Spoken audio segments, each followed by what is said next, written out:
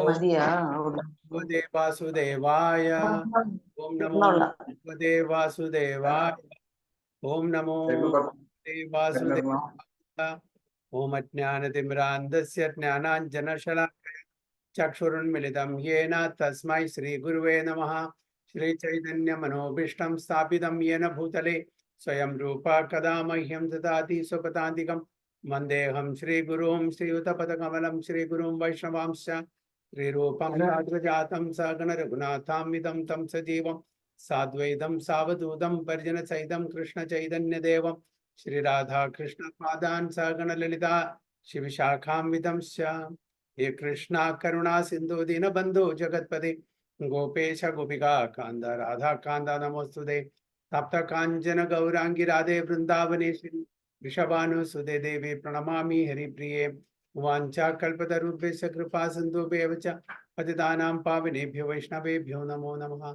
नमः ओं विष्णुपादाय कृष्णपृष्ठाय भूतले श्रीमते भक्तिवेदांत स्वामिनिधि नामिने नमस्ते सारस्वती देवे गौरवाणी प्रचारिणे निर्विशेष शून्यवादी पाश्चात्य देश तारिणे जय श्री कृष्ण चैतन्य प्रभु नित्यानंद श्री अद्वैत गदाधर शिवासादि गौर भक्त वृंदा हरे कृष्णा कृष्ण कृष्ण हरे हरे हरे राम राम राम हरे हरे।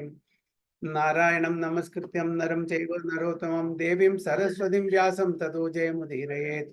नष्टप्रायेषु भद्रेषु नित्यं भागवत सेवया भगवती उत्तम श्लोके भक्तिर्भवति नैष्टिकी मुखं करोति वाचालं पंगुं लंघायते गिरिं यत्कृपातमहं वन्दे श्रीगुरुं दिनतारिणं परमानन्दमाधवं श्रीचैतन्यमीश्वरं योऽन्तः प्रविश्य मम वाचमिमां प्रसुप्तां सञ्जीवयति शक्तिधरस्वधाम्ना अन्यां च हस्तचरणश्रवणत्वगादीन् प्राणां नमो भगवते पुरुषाय जयदं सुरदो पङ्गोर्मम मन्दं मदिर्गति मत्सर्वस्य पादाम्बुजो राधा मदन मोहनो तमादिदेवं करुणानिधानं तमालवर्णं सुहृदावतारम् अपार संसार समुद्र सेतुं भजामहे भागवत स्वरूपम् परमानंद पाठाय प्रेमवर्षीय दे सर्वदा सर्वसेव्याय श्रीकृष्णाय नमोस्तुमे गुरुवे गौरचंद्राय राधिकाय तदालये कृष्णाय कृष्ण भक्ताय तद्भक्ताय नमो नमः।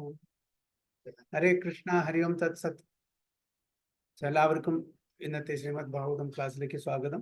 നമ്മൾ ചർച്ച ചെയ്യാൻ പോകുന്നത് ശ്രീമദ് ഭാഗവതം പ്രഥമ സ്കന്ധം 7-ാമത്തെ അധ്യായം 37-ാമത്തെ ശ്ലോകം മുതൽക്കാണ്.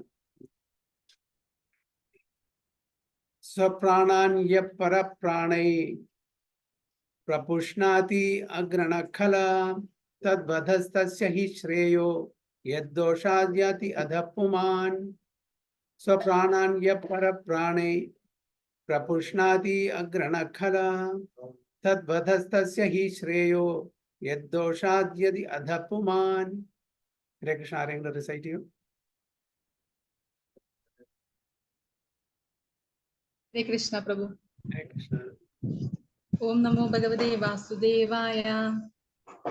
स्वप्राणाय परप्राणै प्रपुष्णात्यग्रणकलाः तत्त्वदस्तस्य हि श्रेयो यदोषाद्यात्यदपुमान्. വിവർത്തനം ബൈ ശ്രീല പ്രഭുപാദ് കി ജയ്.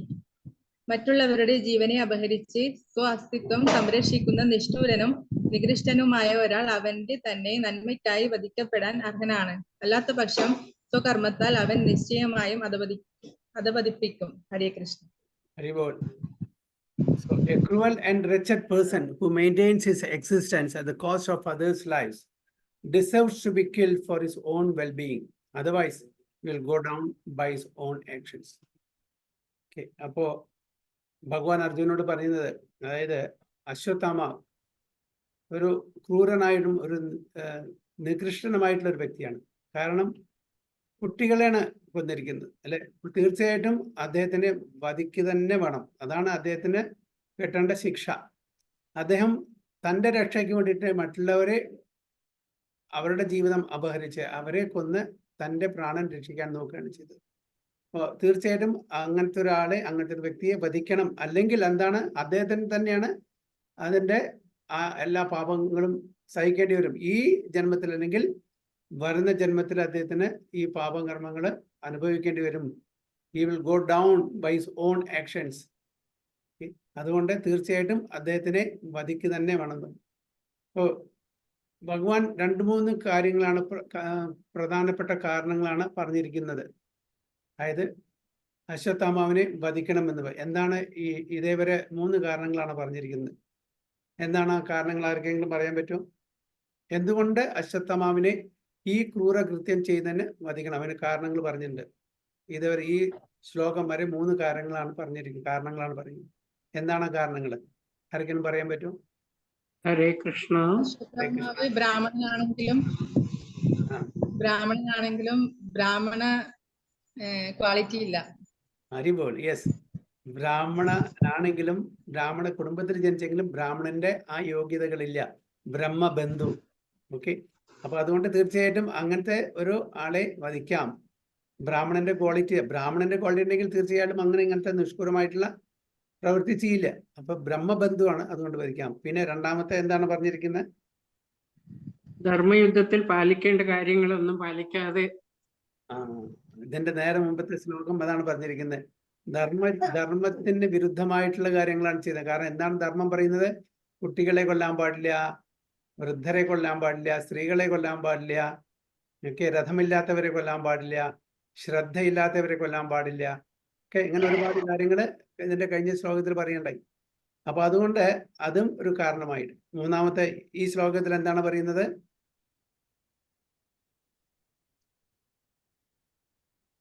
ഈ ശ്ലോകത്തിൽ എന്താണ് പറയുന്നത്?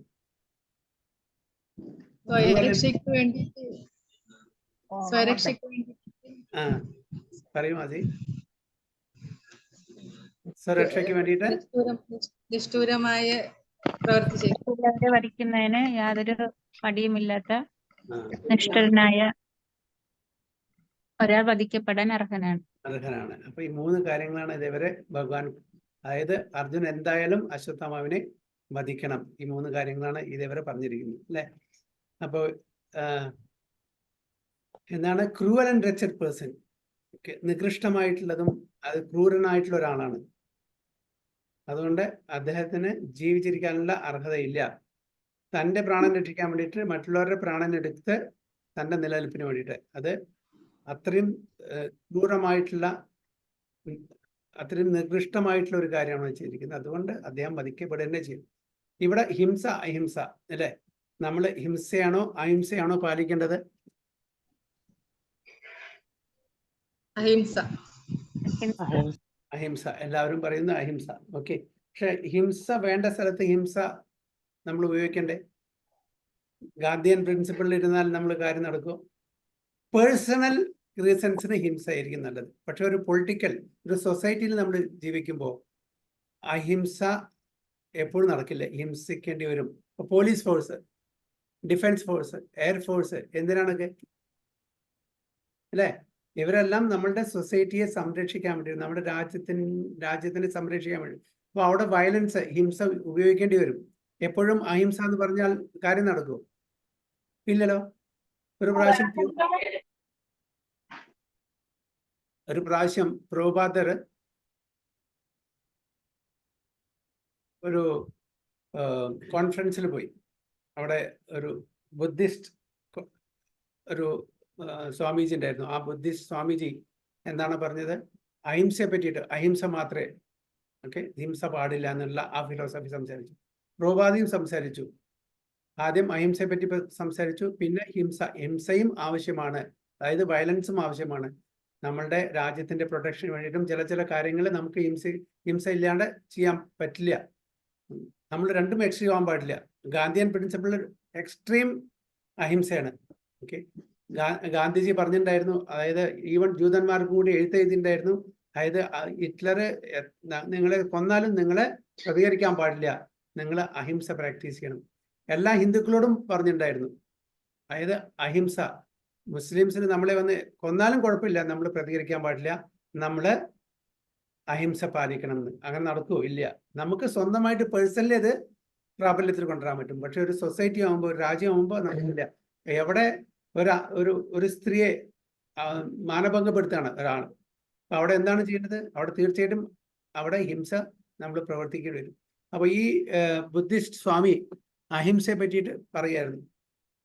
അപ്പോ പ്രഭാതർ ചോദിച്ചു, അങ്ങക്ക് ലേഡി ഡിസൈപ്പിൾസ് ഉണ്ടോ, ലേഡി ശിഷ്യന്മാരുണ്ടല്ലോ, അപ്പൊ ആ ലേഡി ഡിസൈപ്പിളിനെ ഏതെങ്കിലും ഒരു വ്യക്തി മാനഭംഗം പെടുത്താൻ ശ്രമിച്ചാൽ എന്താണ് അങ്ങ് ചെയ്യുക ചോദിച്ചു.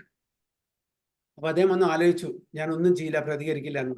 അപ്പൊ ഈ ശിഷ്യയ്ക്ക് ഭയങ്കര അത്ഭുതം തോന്നി, അയ്യോ സ്വാമിജി എന്നെ സംരക്ഷിക്കില്ലേ അങ്ങനെ വല്ലതും സംഭവിച്ചാൽ? അപ്പൊ പ്രഭു പറഞ്ഞു, ഉടനെ എന്താണ് ചെയ്യേണ്ടത്, അവരെ പിടിച്ച് 2 അടി കൊടുക്കുക ആദ്യം, പിന്നെ കൂടുതൽ അദ്ദേഹം വല്ലതും കണ്ടെത്തിയാൽ പിന്നെ കൂടുതലായിട്ടുള്ള ശിക്ഷ കൊടുക്കണം, അല്ലാണ്ട് അവിടെ അഹിംസ പറഞ്ഞ് നടക്കാൻ പറ്റില്ല എന്നാണ് പറയുന്നത്. അപ്പോ ഹിംസ അഹിംസ, ഹിംസയ്ക്ക് അതിൻ്റെതായിട്ടുള്ള സ്ഥാനമുണ്ട്, അഹിംസയ്ക്ക് അതിൻ്റെതായിട്ടുള്ള സ്ഥാനമുണ്ട്. ഇപ്പോ ഇവിടെ ഭഗവാൻ അർജുനയോട് അവർ ഇൻസ്റ്റിഗേറ്റ് ചെയ്യാണ്. തീർച്ചയായിട്ടും അശ്വത്ഥാമ ജീവിക്കാൻ അർഹതയില്ലാത്തൊരു വ്യക്തിയാണ്, അങ്ങനത്തെ നീചമായിട്ടുള്ള ഹീനമായിട്ടുള്ള കൃത്യങ്ങളാണ് ചെയ്തിരിക്കുന്നത് എന്നാണ് പറയുന്നത്. So a life is just punishment for a person who cruelly and shamelessly lives at the cost of another's life. ഇപ്പോ മിഡിൽ ഈസ്റ്റിലെ ഗൾഫ് രാജ്യങ്ങൾക്ക് അറിയാം, അവിടുത്തെ നിയമം അങ്ങനെയാണ്. നമ്മളുടെ മനുസംഹിതയും അതന്നെ പറഞ്ഞിരിക്കുന്നത്, ലൈഫ് ഫോർ ലൈഫ്, ഒരു ജീവന് ഒരു ജീവൻ, ഒരു കണ്ണിനൊരു കണ്ണ്, കയ്യിന് കയ്യ്.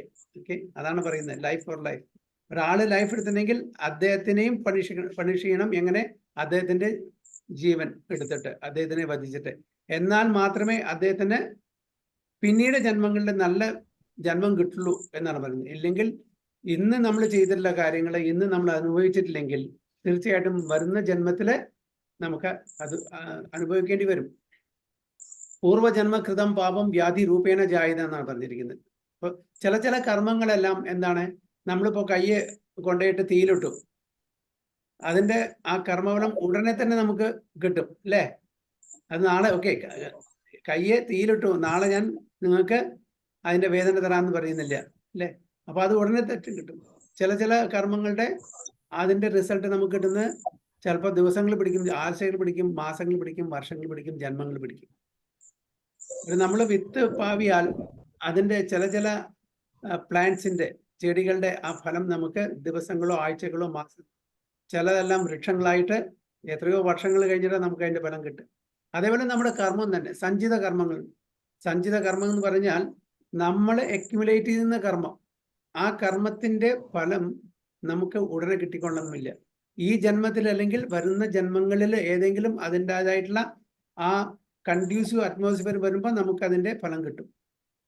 അപ്പൊ ഒരു കഥ കേട്ടിട്ടുണ്ട്, അത് ശരിയാണോ തെറ്റാണോ എനിക്കറിയില്ല. മഹാഭാരത യുദ്ധം കഴിഞ്ഞിട്ട് ധൃതരാഷ്ട്ര ശ്രീകൃഷ്ണ ഭഗവാനോട് ചോദിക്കുകയാണ്, അല്ലയോ ശ്രീകൃഷ്ണ ഭഗവാനെ, ഞാൻ എന്ത് തെറ്റാണ് ചെയ്തിരിക്കുന്നത്, എൻ്റെ 100 മക്കളും ഈ യുദ്ധത്തിൽ വധിക്കപ്പെട്ടു, എന്ത് പാപമാണ് ഞാൻ ചെയ്തിരിക്കുന്നത് എന്ന് ചോദിക്കുകയാണ്. അപ്പോൾ ഭഗവാൻ പറയുന്നതാണ്, അദ്ദേഹത്തിന്റെ 50 ജന്മത്തിന് മുമ്പിലുള്ള ആ ഒരു കാഴ്ച കാണിച്ചു കൊടുക്കണം. ആ ജന്മത്തില് അദ്ദേഹം ഒരു നായാട്ടുകാരനായിരുന്നു, വേടനായിരുന്നു.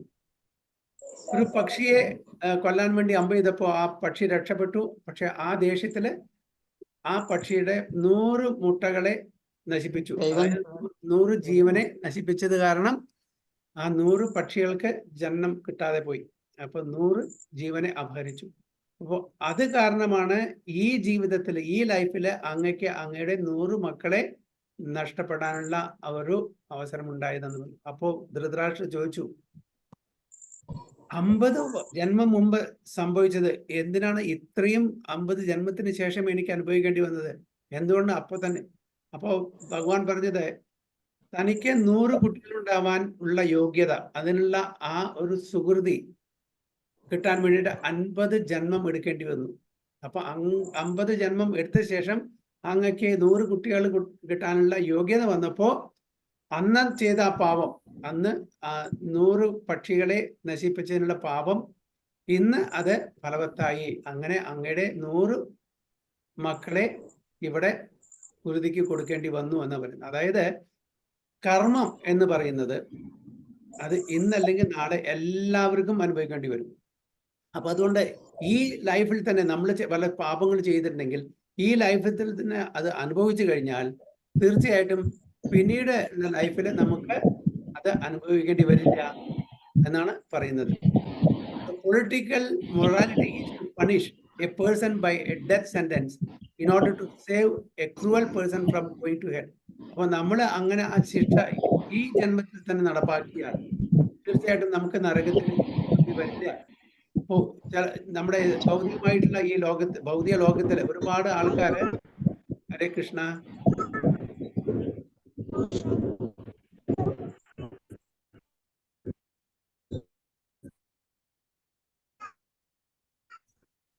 ഒരുപാട് ആൾക്കാര് ഹരേ കൃഷ്ണ, എല്ലാവരും ഒന്ന് മ്യൂട്ട് ചെയ്യാൻ അഭ്യർത്ഥിക്കുന്നു പ്ലീസ്. അപ്പൊ ഒരുപാട് ആൾക്കാരെ പൈസയും ഇൻഫ്ലുവൻസും കൊണ്ട് നമ്മൾ പല പല ശിക്ഷയിൽ നിന്നും രക്ഷപ്പെടുന്നുണ്ട്. പക്ഷെ അത് നമ്മളുടെ ഈ ഭൗതിക തലത്തിൽ നമ്മൾ രക്ഷപ്പെടുന്നുള്ളൂ. പക്ഷെ ഭഗവാന്റെ കണക്കിൽ എപ്പോഴും ഉണ്ടായിരിക്കും. അപ്പോൾ എങ്ങനെയെങ്കിലും നമ്മൾ രക്ഷപ്പെട്ടിട്ടുണ്ടെങ്കിൽ തീർച്ചയായിട്ടും ഭഗവാന്റെ കണക്ക് എപ്പോഴും അത് കൃത്യമായിട്ടുണ്ടായിരിക്കും. അത് ഈ ജന്മത്തില്ലെങ്കിൽ അടുത്ത ജന്മത്തിൽ നമുക്ക് അനുഭവിക്കേണ്ടി വരും. അപ്പോഴാണ് നമ്മൾ പറയുന്നത് ഞാനൊരു തെറ്റും ചെയ്തിട്ടില്ലല്ലോ, എന്നിട്ടും എന്നെ ഇങ്ങനത്തെ ഒരു ശിക്ഷയ്ക്ക് വിധേയനാക്കിയില്ലേ നമ്മൾ പറഞ്ഞ് കരയാൻ തുടങ്ങും അല്ലേ. ഒരു തെറ്റും ചെയ്യാതെ എനിക്ക് എങ്ങനെ ഈ ഒരു ശിക്ഷ അനുഭവിക്കേണ്ടി വന്നു? കാരണം നമ്മൾ കഴിഞ്ഞ ജന്മങ്ങളിൽ ചെയ്തിട്ടുള്ള ആ കർമ്മത്തിന്റെ ഫലമാണ് ഇപ്പോൾ അനുഭവിക്കേണ്ടി വരുന്നത്. അന്ന് നമ്മൾ രക്ഷപ്പെട്ടു. അതുകൊണ്ടാണ് ഇവിടെ പറയുന്നത് നമ്മള് നരകത്തിലേക്കോ അല്ലെങ്കിൽ താഴ്ന്ന യോനികളിലോ ജനിക്കാൻ പാടില്ല. അങ്ങനെ വേണമെങ്കിൽ തീർച്ചയായിട്ടും അതായത് കർമ്മഫലം അപ്പോൾ തന്നെ അനുഭവിച്ചു തീരണം.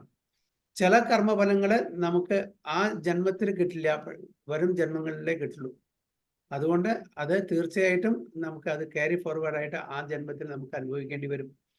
അപ്പോൾ നമ്മൾ എങ്ങനെയും അതിനെ അവഗണിച്ച് എങ്ങനെയെങ്കിലും രക്ഷപ്പെടാൻ ശ്രമിച്ചാലും അത് തീർച്ചയായിട്ടും ഭഗവാൻ ആ കണക്ക് മറക്കില്ല എന്നാണ് പറയുന്നത്. So that a murderer is condemned to a death sentence by the state is good for the culprit because in his next life he will not have to suffer for his act of murder. അപ്പോൾ ആരെങ്കിലും ഒരു കൊലപാതകി ഈ ജന്മത്തിൽ അനുഭവിക്കേണ്ടത് അനുഭവിച്ചിട്ടില്ലെങ്കിൽ തീർച്ചയായിട്ടും അടുത്ത ജന്മം ഏതെങ്കിലും ജന്മങ്ങളിൽ അതിന് ഒരു കൺഡ്യൂസീവ് അറ്റ്മോസ്ഫിയർ വരുമ്പോൾ അത് അനുഭവിക്കേണ്ടി വരും. അതുകൊണ്ട് ഈ ജന്മത്തിൽ തന്നെ അത് തീർക്കാണ്, ആ കണക്ക് തീർക്കാണ് നല്ലത്. അതാണ് a life for life, an eye for eye എന്ന് പറയുന്നത്. Such a death sentence for the murderer is the lowest possible punishment offered to him, and it is stated in the Smriti Shastra that men who are punished by the king on the principle of a life for a life are purified of all their sins, so much so that they may be eligible for being promoted to the planets of heaven. അപ്പോൾ നമ്മൾ ഈ കണക്കെല്ലാം ഇവിടെ തന്നെ തീർത്തിട്ടുണ്ടെങ്കിൽ even നമുക്ക് ഉപരി ലോകത്തിലേക്കുള്ള ഒരു promotion കിട്ടാനുള്ള അവസരം ലഭിക്കും എന്നാണ് പറയുന്നത്. അതാണ് being promoted to the planets of heaven. According to Manu, the great author of civic codes and religious principles, even the killer of animal is to be considered murderer because animal food is never meant for the civilized man, whose prime duty is to prepare himself for going back to Godhead. അപ്പോൾ മനു സംഹിത അനുസരിച്ചിട്ട് ഒരു മൃഗത്തിനെ നമ്മൾ കൊന്നാലും ശരി, എന്താണ് ആ മനുസംഹിത അനുസരിച്ചിട്ട് നമുക്ക് തീർച്ചയായിട്ടും അതിന് ഉള്ള ആ ശിക്ഷ ലഭിക്കും. അത് മനുസംഹിത. അപ്പൊ നമ്മള് എന്താണ് പറയുന്നത്? മത്സ്യമാംസങ്ങൾ കഴിക്കാൻ പാടില്ല. അത് കഴിച്ചിട്ടുണ്ടെങ്കിൽ തീർച്ചയായിട്ടും അതിന് കണക്ക് കൊടുക്കേണ്ടി വരും. അതാണ് ഇവിടെ പ്രഭാത പർപ്പോട്ടിൽ പറയുന്നത്. അതായത് it is never meant for civilised man. Civilised മാന്, ഒരു ആര്യൻ, ഒരു സിവിലൈസ് മാന് പറഞ്ഞതല്ല മത്സ്യമാംസം. നമ്മളുടെ ഡ്യൂട്ടി എന്താണ്? നമുക്ക് മനുഷ്യജന്മം എന്തിനാണ് കിട്ടിയിരിക്കുന്നത്? For going back to God. ഈശ്വര സാക്ഷാത്കാരത്തിന് വേണ്ടിയിട്ടാണ്, അല്ലെ? സെൽഫ് റിയലൈസേഷന് വേണ്ടിയിട്ടാണ്. അതിനു പകരം നമ്മളുടെ ഇന്ദ്രിയ തൃപ്തിക്ക് വേണ്ടിയിട്ട് നമ്മൾ ശ്രമിക്കുകയാണെങ്കിൽ തീർച്ചയായിട്ടും വീണ്ടും വീണ്ടും ജനന മരണ പ്രക്രിയ കൂടെ പോകേണ്ടി വരും. അപ്പോൾ ഒരു സിവിലൈസ് മാന് തീർച്ചയായിട്ടും ഈ കാര്യങ്ങള് വളരെ കൃത്യമായിട്ട് ഫോളോ ചെയ്ത് പോകേണ്ടി വരും. നമ്മൾ അനിമൽ ഫുഡ് കഴിക്കാൻ പാടില്ല, അത് നമുക്ക് വെച്ചിട്ടുള്ള ഭക്ഷണമല്ല എന്നാണ് പറയുന്നത്.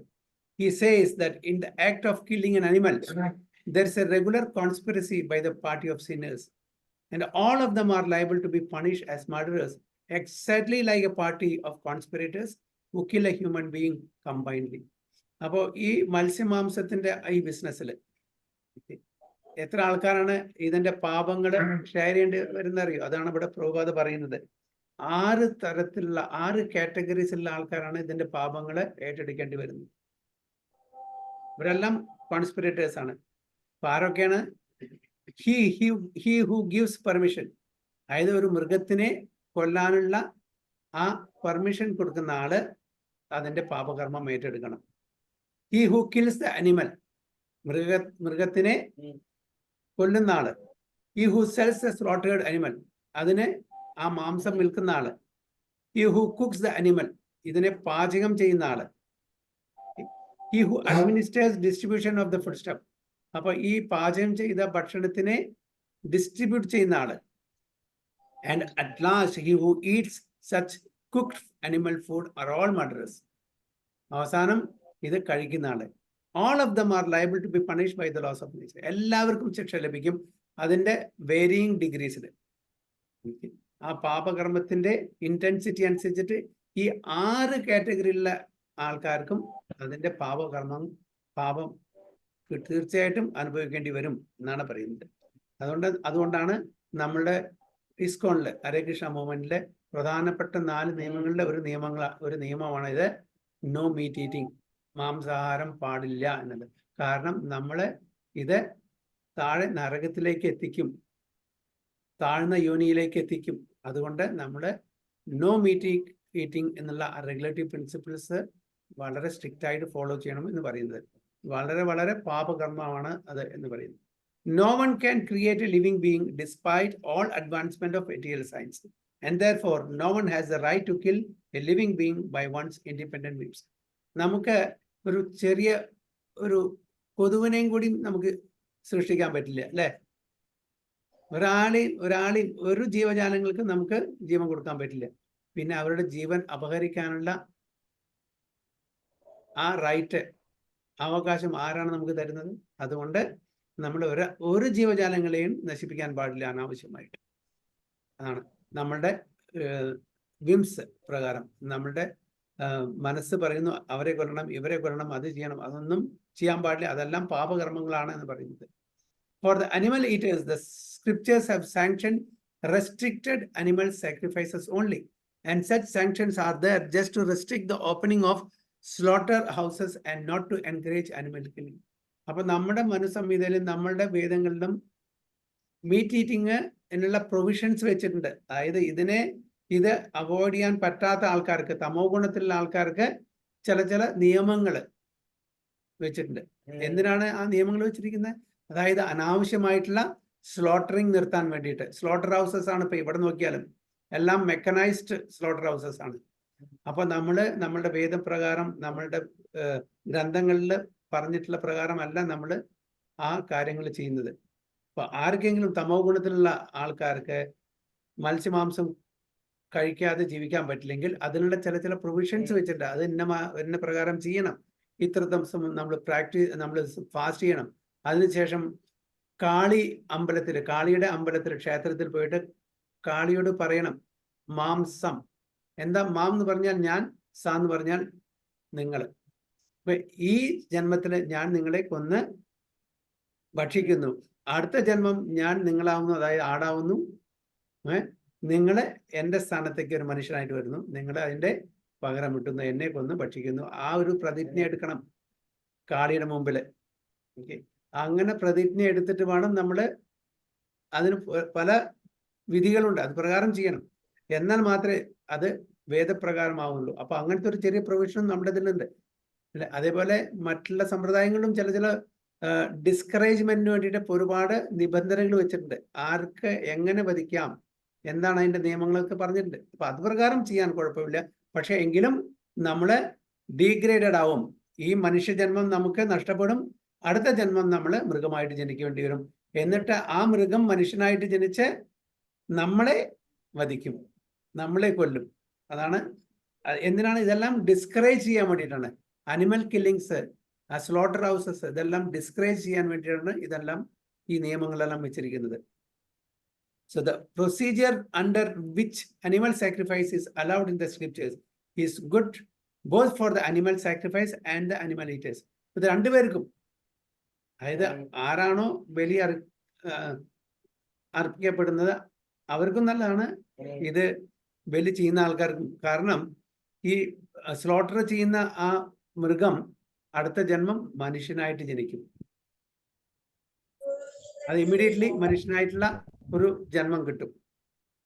അതുകൊണ്ട് രണ്ടു പേർക്കും ഇത് നല്ലതാണെന്ന് പറയുന്നത്. It's good for the animal in the sense that the sacrifice animal is at once promoted to the human form of life after being sacrificed at the altar, and the animal eater is saved from grosser types of sins, eating meats supplied by organized slaughterhouses, which are ghastly places for breeding all kinds of material afflictions to society, country, and the people in general. അങ്ങനെ രണ്ടുപേർക്കും ഇത് പ്രയോജനമായിരിക്കും. കാരണം ഇത് നമ്മള് മനുസംഹിത, നമ്മളുടെ ഗ്രന്ഥങ്ങളിൽ എന്താണ് പറഞ്ഞിരിക്കുന്നത് അതിന്റെ അടിസ്ഥാനത്തിൽ ചെയ്യുന്നതാണ്.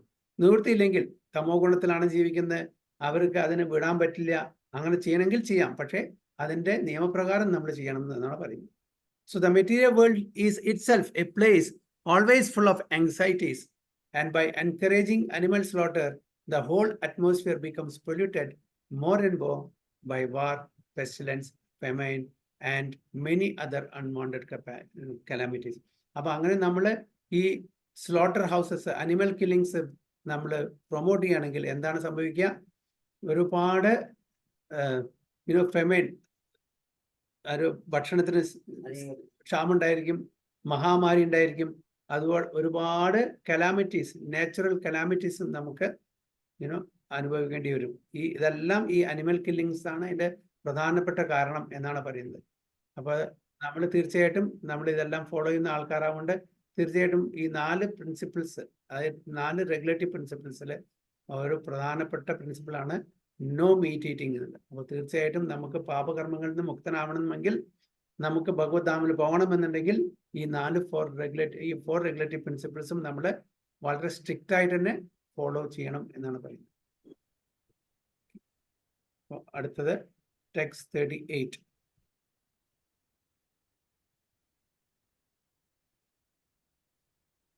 പ്രതിശ്രുതം ച ഭവതാ പാഞ്ചാല്യൈ ശൃണ്വതോ മമ ആഹരിഷ്യേ ശിരസ്തസ്യ യസ്തേ മാനിനി പുത്രഃ.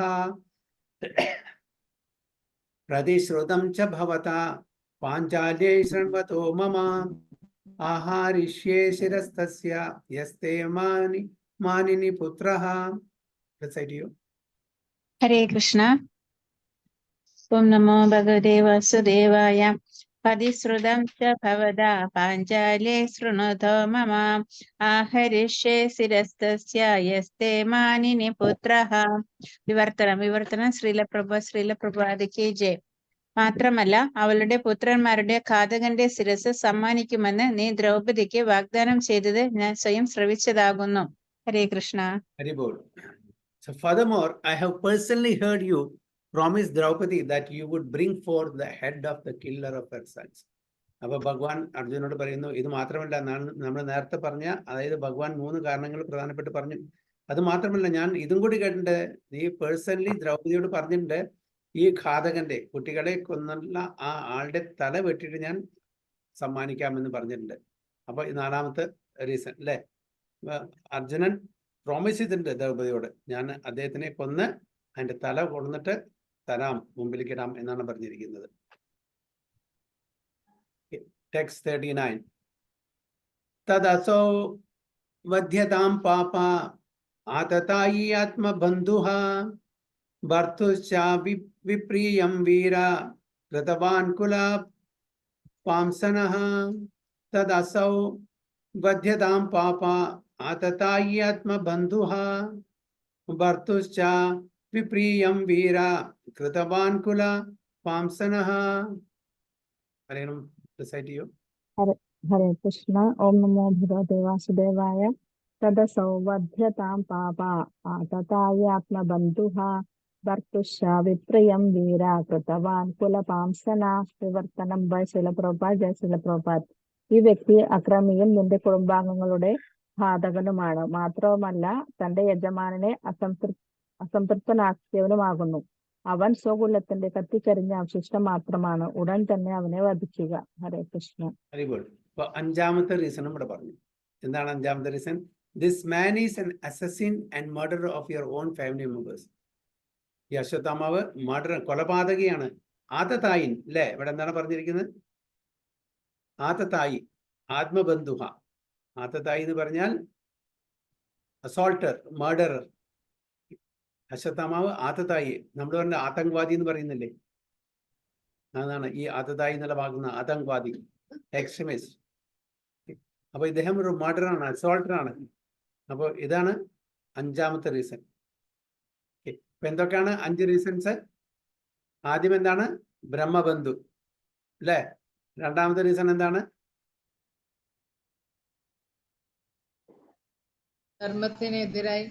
ധർമ്മത്തിനെതിരായിട്ട്.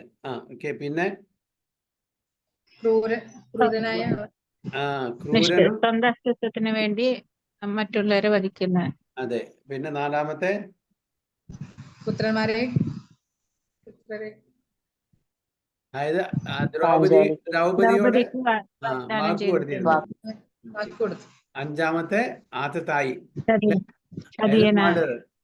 അപ്പൊ ഈ 5 കാരണങ്ങൾ കൊണ്ട് അർജുന ഇവനെ വിട്ടേക്കരുതേ, ഇവനെ കൊല്ലന്നെ വേണം എന്നാണ് പറയുന്നത്. So the son of Dronacharya is condemned here as the burnt remnants of his family. Burnt remnants. നമ്മുടെ ഭക്ഷണം പാചകം ചെയ്താൽ അത് കരിഞ്ഞു പോയാൽ എന്താണ് ചെയ്യുക? അതിനെ ഉപേക്ഷിക്കില്ലേ? അപ്പൊ അതേപോലെ അങ്ങനെ റെമനൻസ് ആണ്, ബേൺട്ട് റെമനൻസ്, കരിഞ്ഞു പോയ വ്യക്തിയാണ് അശ്വത്ഥമാ എന്ന് പറയുന്നത്. Son of Dronacharya is condemned here. The good name of Dronacharya was very much respected. ദ്രോണാചാര്യൻ അർജുനന്റെ ഗുരുവാണ്. ആ ഗുരുവിന്റെ മകന്റെ കാര്യമാണ് ഇവിടെ പറയുന്നത്. ആ ഗുരുവിനെ അത്രയും ആദരവോട് കൂടിയിട്ടാണ് പഞ്ചപാണ്ഡവന്മാര് നോക്കുന്നത്. അപ്പോ ആ ഗുരുവിന്റെ മകനാണ് ഇവിടെ. ദ്രോണാചാര്യ വളരെ ആദരവുള്ള, അതായത് ആദരവോടുകൂടിയാണ് അവരെല്ലാം ഡീൽ ചെയ്യുന്നത്. അത്ര റെസ്പെക്ട് ഉണ്ട് അദ്ദേഹത്തിന്, ഗുരുവാണ്. Although he joined the enemy camp, the Pandavas held him always in respect, and Arjuna saluted him before beginning the fight. Okay. നിർഭാഗ്യവശാൽ ഗുരു എതിർ സ്ഥാനത്താണ്, ശത്രുപക്ഷത്താണ് നിന്നെങ്കിലും അദ്ദേഹത്തിനോട് ഒരുപാട് ആദരവ് കാണിച്ചിരുന്നു പാണ്ഡവന്മാര്. അദ്ദേഹത്തിനെ പോയി നമസ്കരിച്ചു. അദ്ദേഹത്തിന്, അതായത് എങ്ങനെ അമ്പ് ചെയ്തിട്ട് പ്രണാമം കൊടുത്തു അർജുനൻ യുദ്ധത്തിന് മുമ്പ് അല്ലെ? There was nothing wrong in that way, but the son of Dronacharya degraded himself by committing acts which are never done by the Dvijas or the twice born higher caste. ദ്രോണാചാര്യന്റെ മകൻ അശ്വത്ഥാമാവ് വളരെ താഴ്ന്ന നിലയ്ക്ക് പോയി. ഓക്കെ. അതായത് ഇത് ഒരിക്കലും ബ്രാഹ്മണന്മാർക്ക് പറഞ്ഞതല്ല. ദ്വിജാസ് പറഞ്ഞാൽ ബ്രാഹ്മണന്മാര്, ട്വൈസ് ബോൺ. ഇപ്പൊ ബ്രാഹ്മണർക്ക് പറഞ്ഞിട്ടുള്ള കാര്യമല്ല ഈ അശ്വത്ഥാമാവ്. അതുകൊണ്ടാണ് ബ്രഹ്മബന്ധു എന്ന് പറയുന്നത്. ബ്രാഹ്മണനല്ല, ബ്രാഹ്മണന്റെ ബന്ധു. Ashwatthama, the son of Dronacharya, committed murder by killing the 5 sleeping sons of Draupadi, by which he dissatisfied the master Duryodhana, who never approved of the heinous act of killing the 5 sleeping sons of Pandavas. So even അശ്വത്ഥാമാവിന്റെ master Duryodhana ഇതിനെ approve ചെയ്തില്ല. എത്ര നീചമായിട്ടുള്ള കാര്യമാണ് ചെയ്തതാണെന്ന് ചോദിച്ചാൽ, കാരണം വെച്ചാൽ അശ്വത്ഥാമാവ് വിചാരിച്ചു ദുര്യോധനൻ വളരെ ഹാപ്പി ആയിരിക്കുന്നു. അശ്വത്ഥാമാവ് ആക്ച്വലി പാണ്ഡവന്മാരെന്ന് വിചാരിച്ചിട്ടാണ് അവരെ കൊന്നത് അല്ലെ? പക്ഷെ അത് ഉപപാണ്ഡവന്മാരായിരുന്നു. ദുര്യോധനും കൂടിയും അതിനെ എതിർത്തു, അതിന് സമ്മതം മൂടിയില്ല ഈ ഹീനകൃത്യത്തിന്. This means that Ashwatthama became an assaulter of Arjuna's own family members, and thus he was liable to be punished by him. In the Shastras, he who attacks without notice or kills from behind or sets fire to another house or kidnaps one's wife is condemned to it. ശാസ്ത്രത്തിലും പറഞ്ഞിട്ടുണ്ട്, അതായത് ആയുധം കൊണ്ട് ആരെങ്കിലും attack ചെയ്യാൻ വന്നാൽ, okay, അവരെ വധിച്ചാൽ, പിന്നെ ആരുടെയെങ്കിലും വീട് കത്തിക്കാൻ ശ്രമിച്ചാൽ, ഭാര്യയെ കിഡ്നാപ്പ് ചെയ്താൽ, ഇവരെല്ലാം വധിക്കപ്പെടേണ്ടവരാണ് എന്നാണ് ശാസ്ത്രം കൂടി പറയുന്നത്. Contempt to death. Krishna reminded Arjuna of these facts so that he might take notice of them and do the evil. അപ്പൊ ഭഗവാൻ കൃഷ്ണൻ അർജുനെ ഇതെല്ലാം റിമൈൻഡ് ചെയ്യാണ്. ഇതൊന്നും ഒഴിഞ്ഞു മാറരുത്. തന്റെ ഗുരുവിന്റെ മകനാന്ന് വിചാരിച്ചിട്ട് ഒഴിഞ്ഞു മാറരുത്. അവനെ വധിക്കുക തന്നെ വേണം. ഈ കാരണങ്ങൾ എന്ന് പറഞ്ഞ് ഭഗവാൻ കൃഷ്ണൻ ഇൻസ്റ്റിഗേറ്റ് ചെയ്യാണ് അർജുനനെ, അല്ലേ? So text 40. Sudauvacha evam parikshada dharmam partha krishnena chodita naichad dhantum guru sudam yadyapi atmahanam mahan. Sudauvacha evam parikshada dharmam partha krishnena chodita naichad dhantum guru sudam यद्यपि आत्महनं महान्. वाक्यो हरे कृष्ण. सूत उवाच एवं परीक्षता धर्मं पार्थ कृष्णेन चोदिता नैच्छदन्तं गुरुसुतं यद्यप्यात्महनं महान्. हरे कृष्ण. ट्रांसलेशन. ഹരേ കൃഷ്ണ. വിവർത്തനം. ബുദ്ധഗോസ്വാമി അരുളി ചെയ്തു, അർജുനന്റെ ധർമ്മത്തെ പരീക്ഷിക്കാനായി കൃഷ്ണൻ ദ്രോണാചാര്യ പുത്രനെ വധിക്കാൻ അർജുനനെ പ്രോത്സാഹിപ്പിച്ചുവെങ്കിലും തന്റെ കുടുംബാംഗങ്ങളെ നിഷ്ഠൂരമായി വധിച്ച ഘാതകനാണെങ്കിൽ തന്നെയും അശ്വത്ഥാമാവിനെ വധിക്കുവാൻ മഹാത്മാവായ അർജുനൻ ഇഷ്ടപ്പെട്ടില്ല. ഹരേ Krishna. Sudha Goswami said, although Krishna was examining Arjuna in religion, encouraged Arjuna to kill the son of Dronacharya, Arjuna, a great soul, did not like the idea of killing him. Although Ashwatthama was a heinous murderer of Arjuna's family members. Sudha Goswami ഇവിടെ പറയാണ്, ശ്രീകൃഷ്ണ ഭഗവാൻ എന്തിനു വേണ്ടിയിട്ടാണ് അർജുനോട് ഈ കാര്യങ്ങളൊക്കെ പറഞ്ഞ് തീർച്ചയായിട്ടും അശ്വത്ഥാമാവിനെ വധിക്കണം എന്ന് പറഞ്ഞത് കാരണം അർജുനന്റെ ധർമ്മബോധത്തെ പരീക്ഷിക്കാൻ വേണ്ടിയിട്ടായിരുന്നു. അർജുനന്റെ ധർമ്മബോധത്തെ പരീക്ഷിക്കാൻ വേണ്ടിയിട്ടായിരുന്നു. ശരിക്കും ഭഗവാൻ അത് ആഗ്രഹിച്ചിട്ടുണ്ടോ? ഇല്ല. ചില സമയത്ത് ഭഗവാൻ തന്റെ ഭക്തന്മാരെ പരീക്ഷിക്കും. ഒരുപാട് പരീക്ഷണങ്ങൾ ഉണ്ടായിരിക്കും. എന്താണ് തന്റെ ഭക്തൻ എങ്ങനെ ഈ കാര്യത്തെ കാണുന്നു, എങ്ങനെ ധർമ്മത്തെ പരിപാലിക്കുന്നു, എങ്ങനെ പാലിക്കുന്നു എന്നെല്ലാം പരീക്ഷിക്കും. അങ്ങനത്തെ ഒരു പരീക്ഷണമാണ് ഇവിടെ അർജുനന്റെ നേരെ ഭഗവാൻ ചെയ്യുന്നത്. ഇവിടെ അതാണ് സൂത ഗോസ്വാമി എടുത്തു പറയുന്നത്. Although Krishna who was examining Arjuna in religion, ധർമ്മത്തിന് പരീക്ഷിക്കുകയാണ്.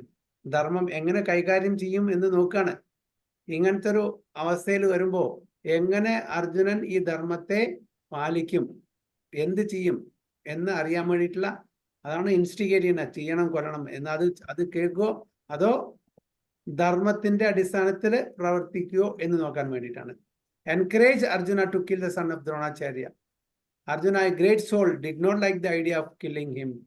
Although Ashwatthama was a heinous murderer of Arjuna's family members. ആദ്യം അർജുനൻ പറഞ്ഞു, ഞാൻ അവന്റെ തല വെട്ടിയിട്ട് ഇവിടെ കൊണ്ടുവരാം എന്നൊക്കെ പറഞ്ഞെങ്കിലും, പക്ഷെ പിന്നീട് അർജുനന് മനസ്സിലായി ഇത് ധർമ്മത്തിന് വിരുദ്ധമാണ്, നമ്മൾ ചെയ്യാൻ പാടില്ല എന്നുള്ള കാര്യങ്ങൾ. അപ്പോ ഭഗവാനും പരീക്ഷിക്കുകയാണ് ചെയ്യുന്നത്. രാത്രി ഡെഡ് ഓഫ് ദ നൈറ്റില് ഭഗവാൻ ഓടക്കുഴലിൽ വിളിച്ചിട്ട് എല്ലാ ഗോപികമാരും വന്നു. എല്ലാ ഗോപികമാരും വന്നിട്ട് ഭഗവാൻ പറയാ, എന്തിനാ നിങ്ങൾ വന്നത്? അപ്പൊ ഭഗവാൻ അങ്ങനെ വിളിച്ചത്. ഞങ്ങളെല്ലാവരും വിട്ട്, ഞങ്ങളുടെ സന്തുബന്ധുക്കളെല്ലാം വിട്ട്, കുട്ടികളെ വിട്ട്, ഭർത്താക്കന്മാരെല്ലാം വിട്ട്, അച്ഛനെയും അമ്മയും എല്ലാം വിട്ട് ഇവിടെ ഈ സമയത്ത് വന്നിട്ട് ഞങ്ങളോട് ഭഗവാൻ പറഞ്ഞു, ഓക്കെ നിങ്ങൾ തിരിച്ചു പോകും. അപ്പൊ എങ്ങനെ തിരിച്ചു പോവുക? അവർ ഞങ്ങളെ സ്വീകരിക്കില്ല, ഞങ്ങൾ പോകാൻ പറ്റില്ല. അപ്പൊ എന്താണ് ഭഗവാൻ ആക്ച്വലി ആഗ്രഹിക്കുന്നുണ്ടോ? അവർ തിരിച്ചു പോകാൻ വേണ്ടിയിട്ടില്ല. തിരിച്ചു പോയിരുന്നെങ്കിൽ ഇത്രയും നല്ലൊരു രാസലീല നമുക്ക് കിട്ടില്ലായിരുന്നു, അല്ലെ? അപ്പൊ ഭഗവാൻ തന്റെ ഭക്തന്മാരെ അവിടെ പരീക്ഷിക്കുകയാണ് ചെയ്യുന്നത്. എത്രത്തോളം ആ ഒരു സിൻസിയാരിറ്റി ഉണ്ട്, എത്രത്തോളം ആ ഒരു ഇന്റിമസി ഉണ്ട് എന്ന് വേണ്ടി ആ ഒരു പരീക്ഷണമാണ് അവിടെ ഗോപികമാരോട് ചെയ്തത്. ഇവിടെ അർജുനനോട് പറയുന്നത് എന്താണ്? കൊല്ലാൻ വേണ്ടിയിട്ട്. പക്ഷെ എങ്കിലും കൂടി അതൊരു പരീക്ഷണമായിരുന്നു. കാരണം ധർമ്മം എങ്ങനെ അത് പാലിക്കും എന്ന് ചെക്ക് ചെയ്യാനുള്ള ഒരു പരീക്ഷണമായിരുന്നു. So Arjuna was a great soul, undoubtedly, which is proved here also. He is encouraged herein personally by the Lord to kill the son of Drona. But Arjuna considers the son of his great teacher should be spared, for he happens to be the son of Dronacharya, even though he is an unworthy son, having done all sorts of heinous acts, whimsically for no one's benefit. അപ്പൊ അർജുനൻ വിചാരിക്കുന്നത് എത്ര തന്നെ നീചമായിട്ടുള്ള കൃത്യം ചെയ്തിട്ടുണ്ടെങ്കിലും ശരി, ഈ അശ്വത്ഥാമാവ് എൻ്റെ ഗുരുവിന്റെ പുത്രനാണ്, ഗുരുവിന്റെ മകനാണ്, അതുകൊണ്ട് ഞാൻ അദ്ദേഹത്തിനെ വധിക്കുന്നത് നല്ലതല്ല, ഉതകുന്നതല്ല എന്നാണ് അർജുനന്റെ ആ ചിന്താഗതി. അങ്ങനെയാണ് പോകുന്നത്. So Lord Sri Krishna encouraged Arjuna outwardly just to test Arjuna's sense of duty. അപ്പൊ എക്സ്റ്റേണലി ഭഗവാൻ അർജുനനെ ടെസ്റ്റ് ചെയ്യാൻ വേണ്ടിയിട്ട്, പരീക്ഷിക്കാൻ വേണ്ടിയിട്ട്, എന്താണ് അർജുനൻ എങ്ങനെയാണ് ഇതിനെ നേരിടുന്നത്, എങ്ങനെ ഇതിനെ ഡീൽ ചെയ്യുന്നത് എന്ന് അറിയാൻ വേണ്ടിയിട്ടാണ് ഈ കാര്യങ്ങളെല്ലാം ചെയ്തത്.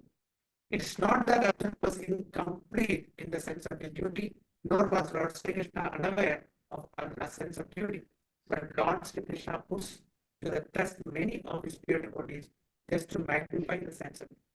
അപ്പോൾ ഭഗവാൻ തന്റെ ശുദ്ധഭക്തന്മാരെ അങ്ങനത്തെ പരീക്ഷണത്തിന് വിധേയനാകും. കാരണം അവരുടെ ആ ഒരു സെൻസ് ഓഫ് ഡ്യൂട്ടി, ധർമ്മത്തിനെ മാഗ്നിഫൈ ചെയ്യാൻ വേണ്ടിയിട്ട്, അവർക്ക് കൂടുതൽ ക്രെഡിറ്റ് കൊടുക്കാൻ വേണ്ടിയിട്ട്, അവരുടെ ആ ഒരു നല്ല ക്വാളിറ്റീസിനെ മാഗ്നിഫൈ ചെയ്യാൻ വേണ്ടിയിട്ട് ഭഗവാൻ അങ്ങനെ ഒരു പരീക്ഷണങ്ങൾ തന്റെ ശുദ്ധഭക്തന്മാരെ. കൃഷ്ണ, ഡിസ്റ്റർബൻസ് ഉണ്ട് പ്രഭുജി, കേൾക്കുന്നില്ല ശരിക്കും. ഹരേ കൃഷ്ണ, കേൾക്കുന്നുണ്ടോ? ശരിക്കും കേൾക്കുന്നില്ല പ്രഭുജി, ഡിസ്റ്റർബൻസ് ഉണ്ട്. ബ്രേക്ക് ആവണു സൗണ്ട്. പ്രഭുവിന്റെ വീഡിയോ ഓഫ് ആക്കി വെച്ച് നോക്കും, അപ്പൊ ചിലപ്പോ ശരിയാവായിരിക്കും. എല്ലാവരും വീഡിയോ ഓഫ് ചെയ്താൽ മതി. പ്രഭുവിന്റെ വീഡിയോ ഞാൻ ചെയ്യുന്നത് എല്ലാവരും ചെയ്തോട്ടോ.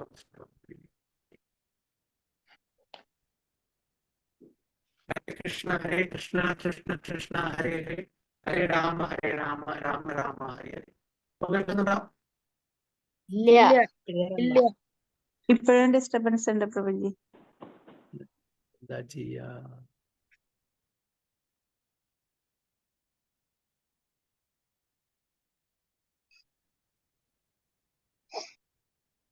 ഹരേ കൃഷ്ണ കൃഷ്ണ കൃഷ്ണ ഹരേ ഹരേ, ഹരേ രാമ രാമ രാമ ഹരേ. ക്ലിയർ ആണോ? ഹരേ കൃഷ്ണ. ഹരേ കൃഷ്ണ. അപ്പൊ എന്റെ വീഡിയോ മാത്രമേ ഞാൻ ഓൺ ചെയ്യുന്നുണ്ട്, ബാക്കി എല്ലാവരും ഓഫ് ചെയ്ത് വെച്ചു. Okay. Lord Sri Krishna encouraged Arjuna outwardly just to test Arjuna's sense of duty എന്നാണ് പറയുന്നത്. എന്നാണ് അദ്ദേഹത്തിന്റെ ക്വാളിറ്റീസിനെ മാഗ്നിഫൈ ചെയ്യാൻ വേണ്ടിയിട്ടാണ് ചെയ്തത്. The gopis were put to such test as well. Prahlad Maharaj also was put to such test. All pure devotees come out successful in the respective tests by the Lord. Prahlada മഹാരാജിനെ test ചെയ്തു, ഞാൻ പറഞ്ഞു ഗോപികമാരുടെ, അവരെ test ചെയ്തു അല്ലെ. പ്രഹ്ലാദ മഹാരാജിന് ഒരുപാട് test ചെയ്തു, ഒരുപാട് ക്ലേശങ്ങൾ അനുഭവിക്കേണ്ടി വന്നു. അത് ഭഗവാന്റെ ഒരു ലീലയാണ്. പ്രഹ്ലാദ മഹാരാജ് ഇതിനെല്ലാം ഓവർകം ചെയ്തു. ഓക്കെ, അദ്ദേഹം ഒരു അസുര കുടുംബത്തിൽ ജനിച്ചാലും കൂടി ഒരു ശുദ്ധഭക്തനായിട്ട് നമുക്ക് എല്ലാവർക്കും പ്രഹ്ലാദ മഹാരാജിനെ സ്മരിക്കാൻ പറ്റും. ഇതാണ്. അപ്പോൾ ഭഗവാൻ അർജുനെ ടെസ്റ്റ് ചെയ്യായിരുന്നു എന്ന് നമുക്ക് മനസ്സിലാക്കി. ടെക്സ്റ്റ് 41. അഥോപേത്യ സ്വശിബിരം ഗോവിന്ദ പ്രിയ സാരഥി ന്യവേദയത്തം പ്രിയായേ ശോചന്ത്യ ആത്മജൻഹതാൻ. അഥോപേത്യ സ്വശിബിരാം ഗോവിന്ദ പ്രിയ സാരഥി ന്യവേദയത്തം പ്രിയായായ് ശോചന്ത്യ ആത്മജാൻഹതാൻ. റിസൈറ്റ് ചെയ്യൂ. ഹരേ കൃഷ്ണ.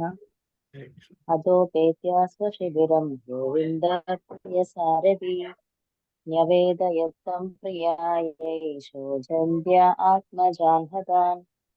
വിവർത്തനം ശ്രീലപ്രഭുപാദ് കി ജയ്.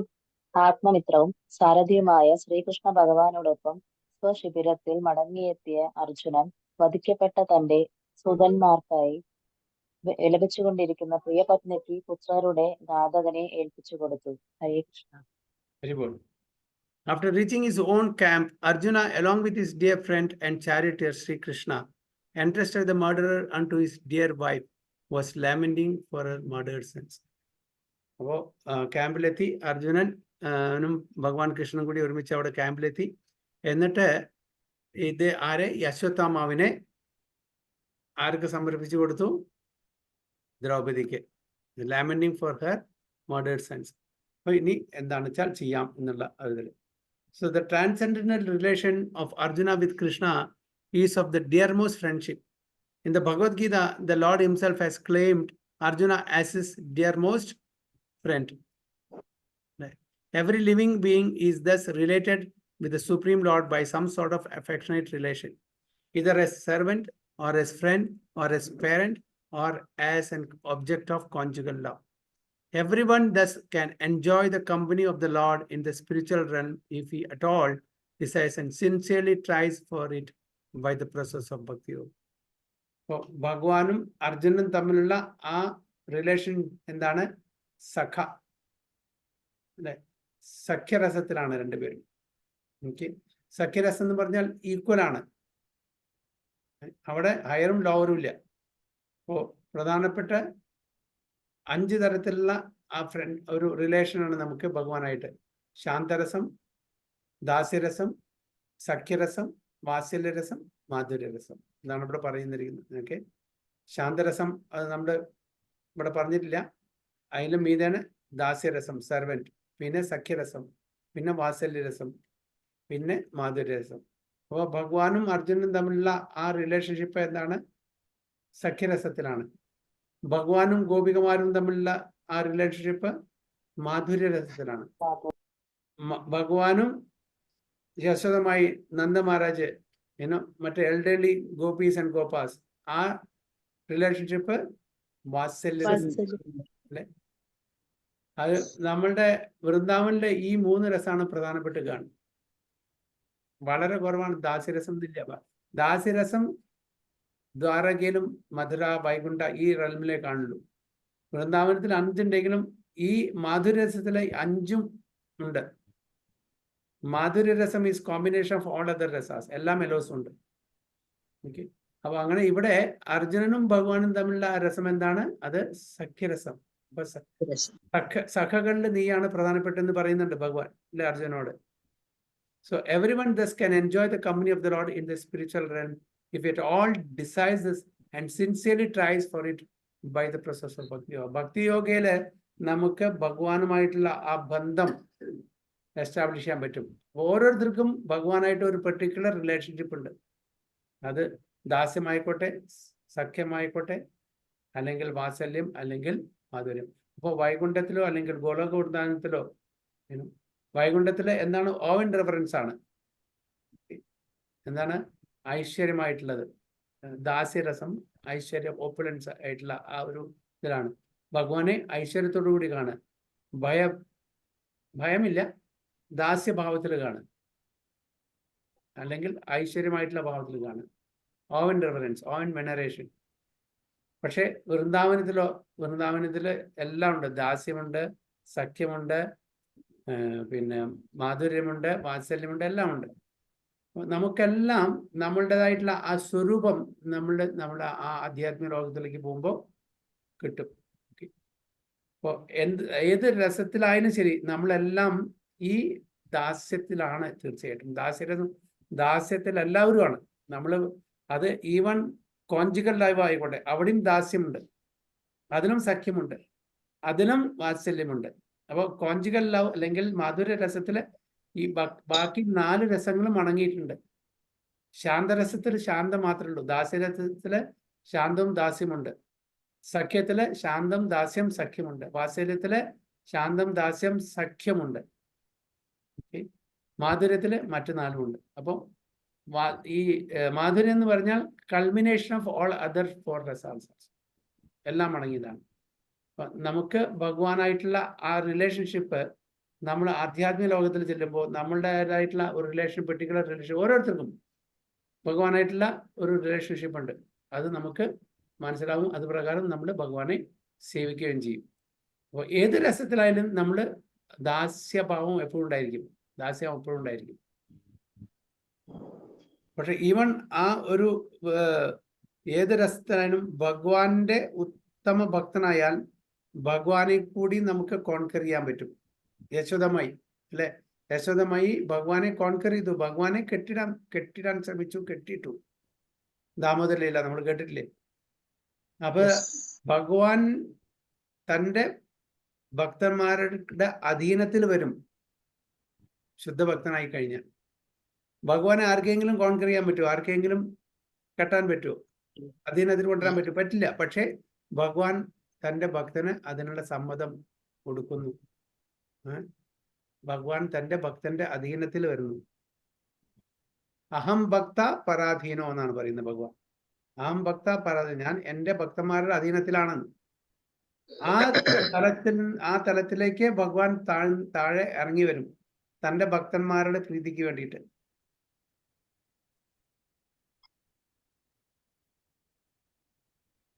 അതാണ് പറയുന്നത്. അടുത്തത് 42. തഥാഹൃതം പശുവത് പാസബന്ധം അവാൻമുഖം കർമ്മ ജുഗുപ്ഷിതേന നിരീക്ഷ്യ കൃഷ്ണാപകൃതം ഗുരുസുതം വാമസ്വഭാവ കൃപയാ നനാമ ച. തഥാഹൃതം പശുവത് പാശബന്ധം അവാൻമുഖം കർമ്മ ജുഗുപ്ഷിതേന നിരീക്ഷ്യ കൃഷ്ണപാകൃതം ഗുരുസുതം വാമസ്വഭാവ കൃപയാ നനാമ ച.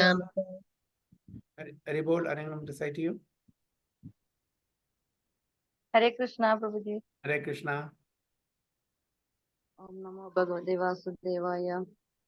തദാഹൃതം പശുവത് പാശബന്ധം അവാക്മുഖം കർമ്മ ജുഗുപ്സിതേന നിരീക്ഷ കൃഷ്ണാപഹൃതം ഗുരു സുതം വാമ സ്വഭാവ കൃപയാ നനാമ ച. ഹരിബോൾ. ട്രാൻസ്ലേഷൻ. വിവർത്തനം. ശ്രീ സൂത ഗോസ്വാമി അരുളി ചെയ്തു, പരമനിന്ദ്യനുമായ വധം ചെയ്ത് ആകയാൽ നിശബ്ദനും കയറൻ മൃഗത്തെ പോലെ ബന്ധിക്കപ്പെട്ടവനുമായ അശ്വത്ഥമാവിനെ ദ്രൗപദി വീക്ഷിച്ചു. അവളുടെ സ്ത്രീ സഹജമായ സ്വഭാവത്താലും സ്വാഭാവികമായി സദ്ഗുണസമ്പന്നയും ഉത്തമ പെരുമാറ്റശീലമുള്ളതുമാകയാൽ ബ്രാഹ്മണൻ എന്ന നിലയിൽ അശ്വത്ഥമാവിങ്കൽ യഥോചിതമായ ആദരവ് പ്രകടിപ്പിച്ചു. Krishna ഭാവാർത്ഥം. Sri Siddha Goswami said, Draupadi then saw Ashwatthama, who was bound with ropes like an animal and silent for having enacted the most inglorious murder. അപ്പോൾ ദ്രൗപദി ദേവി കണ്ടു അശ്വത്ഥാമാവിനെ അവിടെ മുമ്പിൽ കൊണ്ട് വിട്ടിട്ടുണ്ട്, കയറുകൊണ്ട് വരിഞ്ഞു കെട്ടിയിട്ടുണ്ട് അർജുനൻ. എന്നിട്ട് like an animal and silent, ഒന്നും മിണ്ടുന്നില്ല. ഒരു മൃഗത്തെ കെട്ടി വരിഞ്ഞു കെട്ടി അവിടെ മുമ്പിൽ കൊടുന്ന് ഇട്ട പോലെയാണ് ചെയ്തിരിക്കുന്നത്. Due to her female nature, അപ്പൊ സ്ത്രീകൾക്കുള്ള ഒരു സോഫ്റ്റ് ആയിട്ടുള്ള നേച്ചർ കാരണം, and due to her being naturally good and well behaved, she showed him due respect as a Brahmin. തൻ്റെ ഗുരുപുത്രനായതുകൊണ്ട് ആ ഗുരുവിന് കൊടുക്കുന്ന ആ ആദരവ് ഇദ്ദേഹത്തിനും കൊടുക്കുകയാണ് ആര്? ദ്രൗപദി ചെയ്തത്. Ashwatthama was condemned by the Lord himself and he was treated by Arjuna just like a culprit, not like the son of Brahmana or teacher. അപ്പോൾ അർജുനൻ അശ്വത്ഥാമാവിനെ ഒരു എന്താണ് പറയുക, കൾപ്രിറ്റ് ആയിട്ടാണ്, ഒരു മർഡറർ ആയിട്ടാണ്, അസോൾട്ടർ ആയിട്ടാണ് കണ്ടത്. ഒരു ബ്രാഹ്മണന്റെ അതായത് തൻ്റെ ടീച്ചറുടെ മകനായിട്ടല്ല കണ്ടത്. But when he was brought before Srimati Draupadi, she, although aggrieved for the murder of her sons, and although the murderer was present before her, could not withdraw the due respect generally offered to a Brahmana or the son of a Brahmana. പക്ഷേ ദ്രൗപദിക്ക് അങ്ങനെ കാണാൻ പറ്റിയില്ല. അത് തീർച്ചയായിട്ടും ആ തൻ്റെ ഗുരുവിന് ദ്രോണാചാര്യക്ക് കൊടുക്കുന്ന ആ ആദരവ് ആണ് അശ്വത്ഥാമാവിനും ദ്രൗപദിയോട് കൊടുത്തത്. This is due to her mild nature as women. ഒരു സ്ത്രീകൾക്ക് ഉണ്ടാകുന്ന ആ ഒരു മൈൽഡ് നേച്ചർ, ഒരു നല്ല സ്വഭാവത്തിന്റെ ഒരു എക്സിബിഷനാണ് ഇവിടെ ദ്രൗപദി കാണിച്ചത് എന്നാണ് പറയുന്നത്. Women as a class are no better than boys and therefore they have no discriminatory power like that of a man. സാധാരണ അത് ഫീമെയിൽ ജെൻഡർ, അവര് എമോഷണലാണ്, സെന്റിമെന്റലാണ്.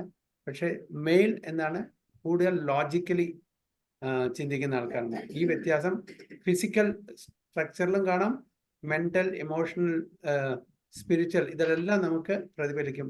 either male and female are difference. Okay. Physical structure മാത്രമല്ല അവന്റെ mental ആയിട്ടുള്ള ആ ഡീലിങ്സിലും ഇത് നമുക്ക് എല്ലാവർക്കും സാധാരണ ഇൻ ജനറൽ ആണ് പറയുന്നത്. സാധാരണ ഇവിടെ പറയുന്നത് women as a class are no better than boys and therefore they have no discriminatory power. Discriminate ചെയ്യാനുള്ള എന്ത് ശരി എന്ത് തെറ്റ് എന്ന് ചെയ്യാനുള്ള ആ ഒരു പവറ് അതായത് പുരുഷന്മാരുടെ അത്ര ഇല്ല എന്നാ പറയുന്നത്. രണ്ടാം ജനറലി ഒരു ജനറിക് സ്റ്റേറ്റ്മെന്റ് ആണ്. Ashwatthama proved himself to be an unworthy son of Dronacharya or of a Brahmana, and for this reason he was condemned by the greatest authority, Lord Sri Krishna, and yet a mild woman could not withdraw her natural courtesy for a Brahmana. So even to date, in a Hindu family, a woman shows proper respect to the Brahmana caste, however fallen and heinous a Brahma bandhu may be. But the men have begun to protest against Brahma bandhus who are born in families of good Brahmanas, but by action are less than Shudras. So even ഇന്നത്തെ കാലത്തും കൂടിയിട്ട് അത് ബ്രാഹ്മണ കുടുംബത്തിൽ ജനിച്ചിട്ടുള്ള എല്ലാവർക്കും അവർക്ക് ആദരവ്, അവര് എങ്ങനത്തെ ആൾക്കാരായിക്കോട്ടെ, തീർച്ചയായിട്ടും ഒരു ബ്രാഹ്മണനാണ്, നമുക്ക് നല്ല കുടുംബത്തിൽ ജനിച്ചതാണ്, അവർക്ക് യോഗ്യതയില്ലെങ്കിലും നമ്മളെല്ലാവരും അവരെ ആ ആദരവോടുകൂടിയാണ് കാണുന്നത് എന്നാണ് പറയുന്നത്. അവരുടെ ആക്ഷൻ ശൂദ്രന്മാരെക്കാട്ടും താഴ്ന്ന നിലയിലായിക്കോട്ടെ, എന്നാലും അവർക്ക് കൊടുക്കുന്ന ആദരവ് മിക്കവാറും ഇന്നത്തെ കാലത്ത് ആൾക്കാരും കൊടുക്കുന്നു എന്നാണ് പ്രഭാത പർപ്പട്ടിൽ പറയുന്നത്. The specific word used in the sloka is Vama Swabhava, mild and gentle by nature. A good man or woman accepts anything very easily, but a man of average intelligence does not do so. എന്നർത്ഥം പറഞ്ഞ പോലെ പുരുഷന്മാർ കൂടുതൽ logically analyse ചെയ്തിട്ട് ചിന്തിക്കുന്ന ആൾക്കാരാണ്. പക്ഷെ സ്ത്രീകൾ അതുപോലെയല്ല എന്നാണ് പറയുന്നത്. അവര് വളരെ ഈസി ആയിട്ട് അവരെ കൺവിൻസ് ചെയ്യാൻ പറ്റും. പുരുഷന്മാരെ കൺവിൻസ് ചെയ്യാൻ അത്ര ഈസി അല്ല. But anyway we should not give up our reason and discriminatory power just to be gentle. One must have good discriminatory power to judge a thing or on its merit. We should not follow the mild nature of a woman and thereby accept that which is not genuine. അപ്പോൾ നമ്മൾ അങ്ങനെ വളരെ easy ആയിട്ട് കാര്യങ്ങൾ എടുക്കാൻ പാടില്ല. അതിൻ്റെതായിട്ടുള്ള സീരിയസ്നെസ്സോട് കൂടിയിട്ടുള്ള കാര്യങ്ങൾ കാണും, അതിനെ ഡിസ്ക്രിമിനേറ്റ് ചെയ്യണം, എന്ത് ശരി എന്ത് തെറ്റ് എന്നെല്ലാം അതിനെ വിലയിരുത്തിയിട്ട് വേണം കാര്യങ്ങൾ മുമ്പോട്ട് പോകാൻ.